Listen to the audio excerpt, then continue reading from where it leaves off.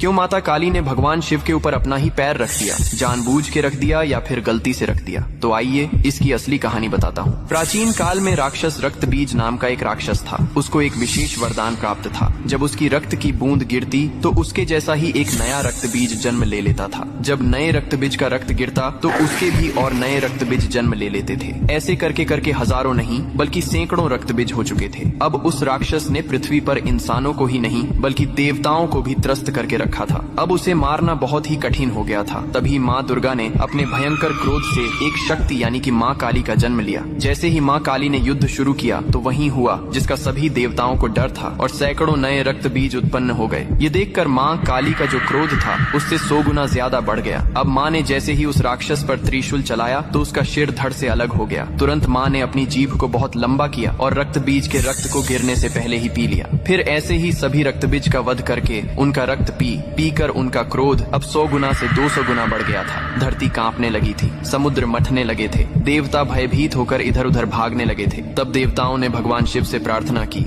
हे महादेव, आप ही माता काली के संताप को शांत कर सकते हैं। शिव ने देवताओं की पुकार सुनी और माँ काली के सामने युद्ध भूमि में पहुंच गए। लेकिन माँ अपने तांडव में इतनी लीन थीं कि उन्होंने शिव को भी नहीं देखा। तभी भगवान शिव ने स्वयं माता के चरणों में लेट गए। जैसे ही माँ काली का पैर अनजाने में शिव के सीने पर पड़ा, तुरंत